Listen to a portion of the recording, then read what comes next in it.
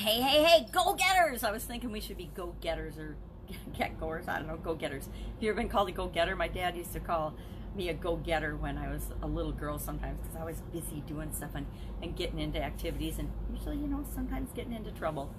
But today is day 19 of our Get Up and Go Challenge. Sharon Horne-Ellstrom here.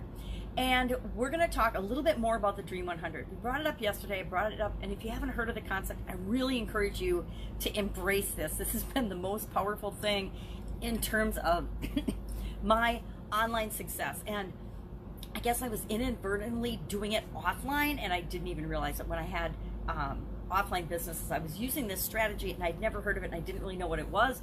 But it worked and it was successful, so I was automatically doing it even though I didn't have a name to it. And it wasn't until I came online and entered the Russell Brunson world of ClickFunnels and things that I heard it called the Dream 100. And it's a good name for it because it's a clear, concise way of communicating a concept, a system to people through one word. And I love things like that, right?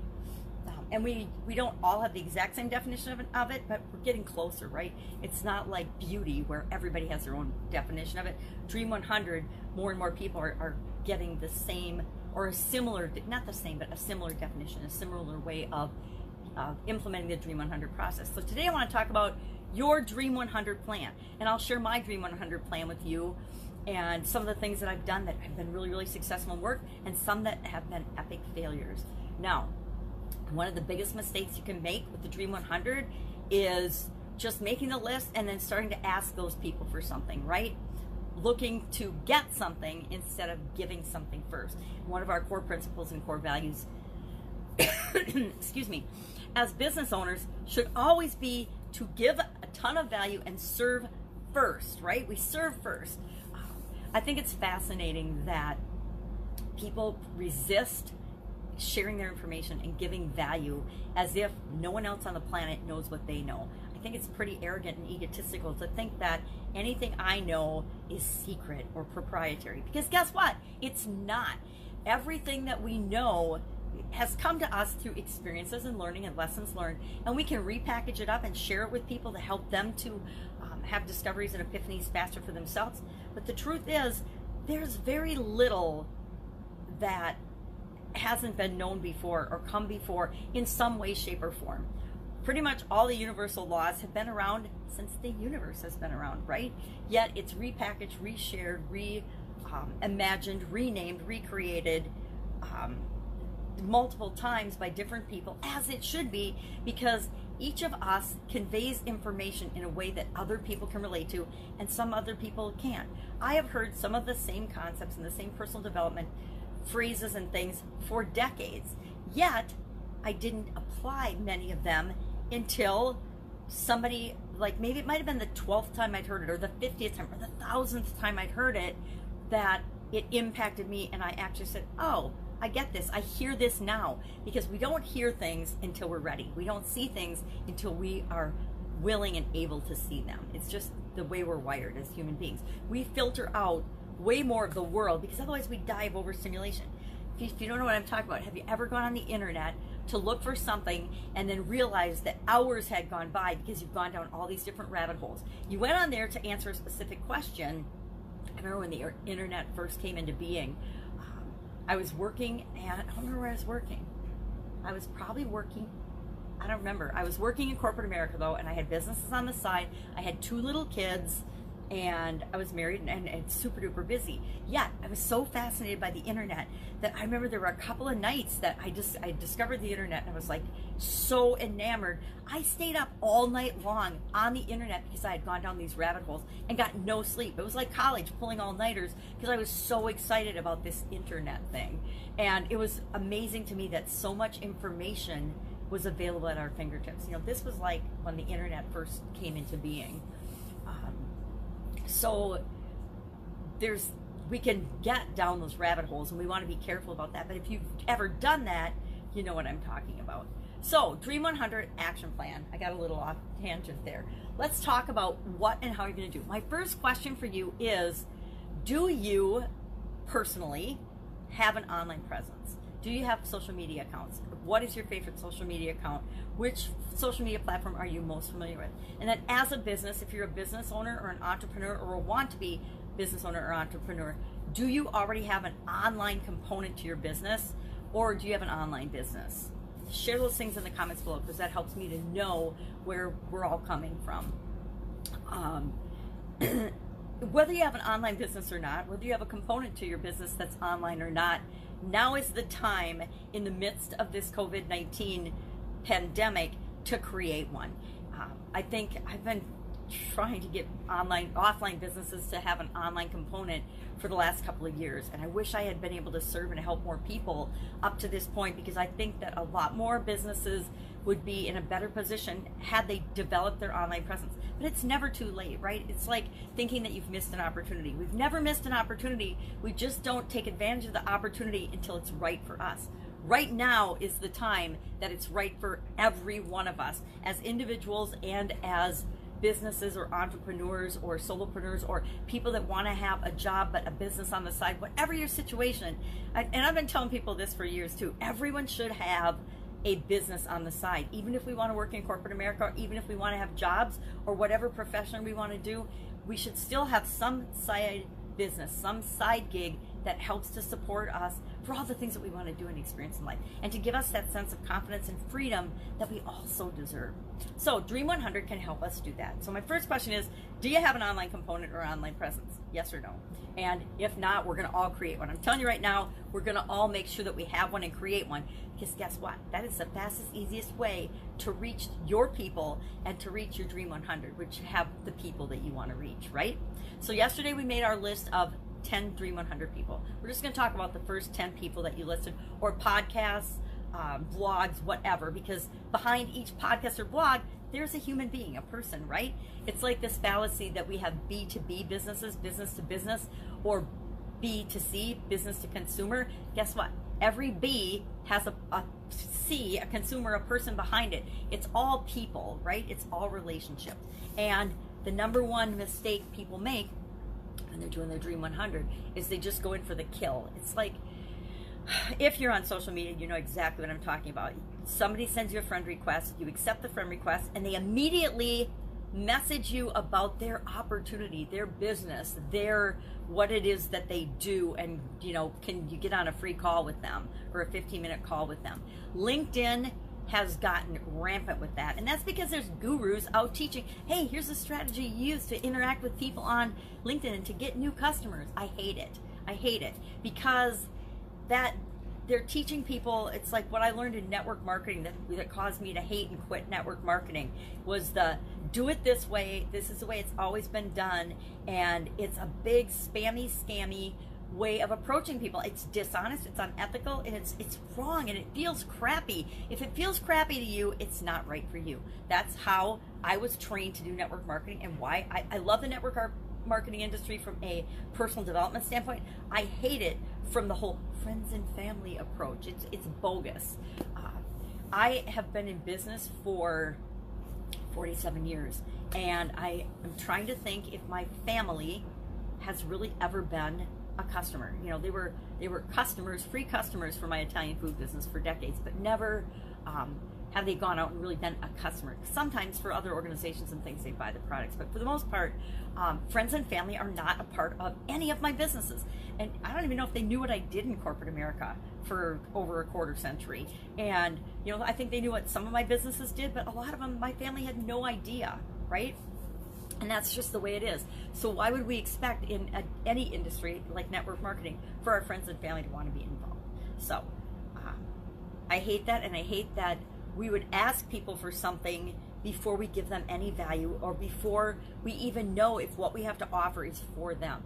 Every single day on social media, I get hit up with dozens and dozens of offers for stuff that I absolutely positively don't need. And if someone took 2 seconds to look at my profile or to look at my About Me section, they would know that I don't need that, right? And so they wouldn't offer it to me, because every time somebody does that, I don't consciously do it, but on a subconscious level, I just lose a little bit of respect for them, because I know that they're being lazy and they didn't even take the time to find out if I'm the right person for their business or their offer. And sometimes People will come do that with an offer of something that I really could need, but I don't want to do business with them because the way they first approached me. The same is true of our Dream 100. We need to be careful and conscious about how we really approach people. Are we approaching them because we just want them to do something for us? Or are we approaching them from the standpoint that we're curious about them, we want to know more about them, and we want to find a way that we can serve them in order to form a mutually beneficial type of relationship? And I'm going to emphasize the word relationship because people do business with people they like. People form partnerships. They do joint ventures. They have affiliate programs. They do alliances with people that they like, right? So you have to make sure that your Dream 100 people are going to in some way, shape, or form like or appreciate you. Now, a lot of different strategies you can use to approach your Dream 100 people.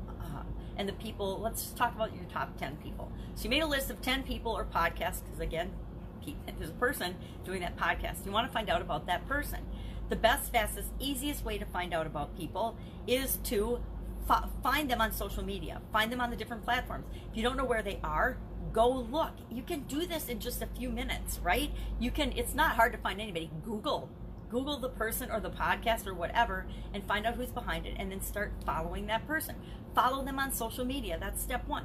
Read their posts, comment on their posts, comment and like and share the things that they do that you really like and you want to share with the people that you're creating a community for. I think we'll talk about that. I just thought about that. Tomorrow I think we're going to talk about the importance of creating your own community in your own place on a platform. And not just within your business and email. So we need to find a way to contact and just start building relationships with these people. The first thing is research, right? You need to find out about them so you find out what's important to them. It doesn't matter what's important to you, that you want to build a big following or a big email list or a big business. They couldn't care less, right? Because there's nothing in it for them for you to build your business, right? We all are internally motivated, and if somebody says, I want you to promote me on your podcast because it'll build my business, well, yeah, good for you. You know what? Find somebody else to promote you on your podcast. What can you bring to my audience? I'm talking specifically because I have a podcast. What can you bring to my audience that I would want, that would benefit them?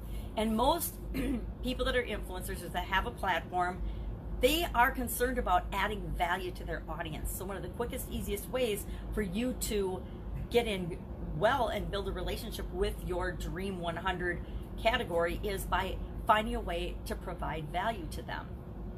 If you have an audience of people, like I don't even know what I'm up to for downloads on my podcast, but it's probably close to 70,000. I can bring thousands of people to somebody that I interview on my podcast. So that's appealing for somebody to come on my podcast because they can now reach thousands of people that they wouldn't have been able to reach otherwise. And the same is true. If you don't have an audience, if you don't have anything to offer, maybe you have an expertise on a topic that you could talk about that would appeal to their audience, right? So get creative with this. Think of how you can serve them as you're learning more about them. And I asked about, do you have an online presence? Because it's easier to connect with people if you do have some sort of online presence. But if you're not on social media yet, now I say this because my daughter is anti-social media. One of my sisters is anti-social media. My mom is not really on social media. So there's people even close to me that are not on the internet, are on social media at all. We did a Zoom call. It was really fun.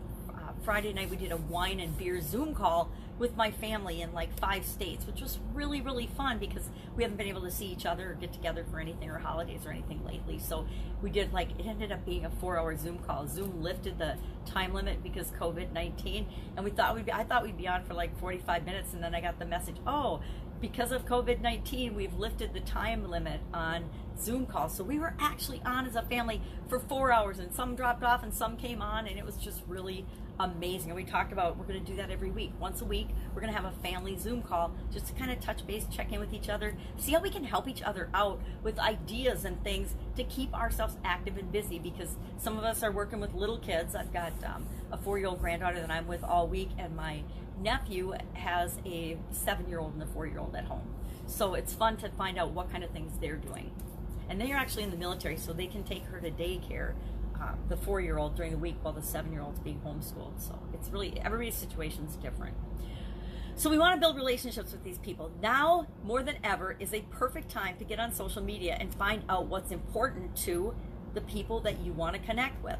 And I guarantee that because of COVID-19, there are going to be shifts and changes in who is and isn't an influencer for the group that you want to create going forward. Because a lot of influencers, a lot of people that were really big online have really pulled themselves in and aren't showing up. It's the people that are showing up every day and how they're showing up, or at least consistently once or twice a week, or even once a week, and you know that that's when they're going to be showing up somewhere on social media. They're the people that it's easier to find out information about and follow. I laugh whenever, one bad thing about social media is people always hit you up from the opposite sex, at least when you're single or divorced or something, which I find really, really super annoying, FYI, anyone. I find it super annoying, super disrespectful, and just really lazy, especially when, tell me something about yourself. Really? I've got over 2,800 videos online on YouTube and all over social media. If you want to know anything about me, watch one of my videos. And if you can't even watch one of my videos to find out if you'd even want to know anything about me or say anything about me, please do not contact me, right? It's not that hard. It's really easy nowadays to find out and learn about people and find out what's important to them before you ask them for anything. And find out about them, research, figure out how you can serve them and give value to them, and then think about making contact. Now, providing value and serving them doesn't have to involve money. It does have to involve an investment of at least your time in terms of following, liking, commenting on the things that they put out there into the world. I guarantee if you are commenting regularly on an influencer's content, no matter who that influencer is, at some point someone will take notice. A lot of influencers, inside secret, do not manage their own social media accounts, right? They have people that manage them. But if you're showing up consistently, if you're commenting, if you're engaging, if you're sharing their content, the person managing their account will notice, and they understand the value of that, because that is giving value to them. It increases their status, it increases their engagement, it increases their reach in ways that they probably wouldn't be able to do on their own. And that does rise to the top, just like cream rises to the top, and people do take notice. So make sure that you're doing those things. What can you do? And again, with email, you could send them something of value. Don't just email them and say, hey, I want to be on your podcast, or hey, unless you can say, I want to be on your podcast because this is what I can provide to your audience. Do that. That'd be awesome. This is what I'd love to share with your audience. I think they'd love it because of this. And that's because you've gone and you've listened to a couple of their episodes, and so you know what type guests they have. You know what type of information they're sharing with their audience. You've done your homework, right? The other thing I just want to talk about briefly that I think is really, really powerful, and I learned this, a long time ago in the real estate industry. One thing that my ex-husband and I did to find and communicate and get the attention of people that we wanted to do business with was we sent them something called lumpy mail. And we would put little things, little weird things into the envelope to make sure the envelope was lumpy. Because I don't know about you, but to me, when something lumpy comes in the mail, a package or lumpy or FedEx stuff or anything, I am personally going to open that. I want to know what's in that lumpy mail. Now, a lot of marketers are sending lumpy mail these days, but people are at home right now, right? They're stuck at home. If you send a lumpy mail package or a little gift or an activity, once you've researched and you find out what's important to them, if you mail something cool that you know is of interest to them, that will get their attention. My granddaughter likes to watch this Super Cooper Sunday YouTube thing. And this Chelsea and Trevor, they get hundreds and hundreds of packages for their dogs and now their cat every couple of months because of people sending them gifts for their animals to get their attention. People send it to show their appreciation for the value they get out of their entertainment, but also to get their attention. That would be the kind of thing that you could do. But, if they're getting hundreds and hundreds of them, you're going to have to really find a way to stand out, right? But lumpy mail, phone calls, right? Calling people and asking how you can help, or providing value or sharing your expertise would be another example of how you can give value, be of service to an influencer before you ask them for anything. One of my favorite stories is Russell Brunson courted Tony Robbins for 10 years before he ever asked him to participate in one of his marketing things. And prior to that even, he did a whole funnel, he did a whole promotion, let's say a sales promotion, excuse me, for his book for free. He gave tons of value. He attended his workshops, and his wife, and they attended, Tony's workshops, Tony's events, and they, he found ways that he could be of service for Tony Robbins before he ever asked him for anything. That's what we need to do with everyone on our Dream 100 list. So today, what's your action item? Our action item is to pick at least 3 people of your top 10 and in some way, shape, or form, research and find out where you can interact with them. Again, remember, it might not be them on social media, but you can still start commenting, sharing. Look for where they are, what appears to be their best favorite platform. And that should be the one place that you start interacting with them. The second thing to look for is, do they have any groups or pages or events and things that they're holding? Mostly it'll be virtual events now, which is even easier. Do they have programs and services and products that you can buy and experience for yourself and leave a testimonial for? One of the fastest, easiest ways to get in front of somebody is to actually leave them a video testimonial. I know some people are afraid to do video, but guess what? Get over it, especially if you want to be showing up in a bigger way and interacting with your Dream 100. If they have a podcast, watch their podcast, but do something for the top 3 people on your Dream 100 list today, and share in the comments below 1 or 2 things that you learned from that exercise. If you want to, really get going on this, do the top 10. Find out where they are. Do a little research on them.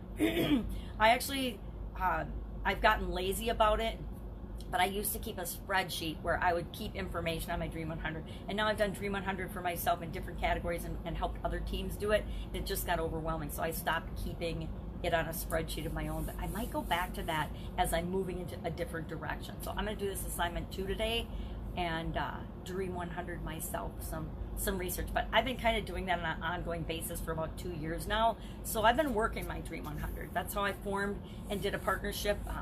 Heather Ann Havenwood, the sexy boss, which is really funny, with Pajama Grandma, and I last year, we did a 90-day YouTube challenge together.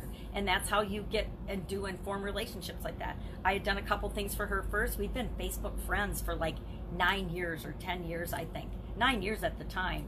And she was looking for somebody to help her out with something, and I happened to be online when she asked. Whoop, there goes the purple duck. And it worked out great because we both got to help each other, and that formed a more tight relationship because we had talked on video and done some things versus me just following and watching her and vice versa for years. All of a sudden an opportunity came up and she knew who I was and I knew who she was, and she called me up and said, hey, I want to do a challenge. You want to do it with me? You're the challenge gal, because she had been in a summit of mine earlier that year. So win-win, right? But it's all about building relationships. It's not about asking and expecting people to do things for you when there's nothing in it for them. And it's never about the money. I haven't said this yet. Never approach someone who is successful and say, well, I'd like to do this for your audience and we'll split the profits 50-50, or I'll let you be an affiliate. Guess what? It's not about the money. Once you get to a certain point, it's never about the money. It's about the impact and your audience and the influence. And influencers, I'm super protective of my audience, and I don't have a huge one, but that's why I'm super protective of them. So the people I'll put in front of them, I'm very careful about. I'm not going to put anybody in front of them that I don't think is going to benefit them. And every other influencer on the planet, every other person on your Dream 100 list feels the same way. And if they don't, maybe they shouldn't be on your Dream 100 list. Just saying. That's it. Have an absolutely amazing day. If I can help you in any way, or you have questions about this strategy or plan or coming up with your Dream 100 plan, ask in the comments below, because I've done a lot of them, and I know that whatever question you have, we can answer. Take care. Have an awesome day, and I will see you tomorrow for day 20 of our Get Up and Go challenge. Get up, go do it. Bye.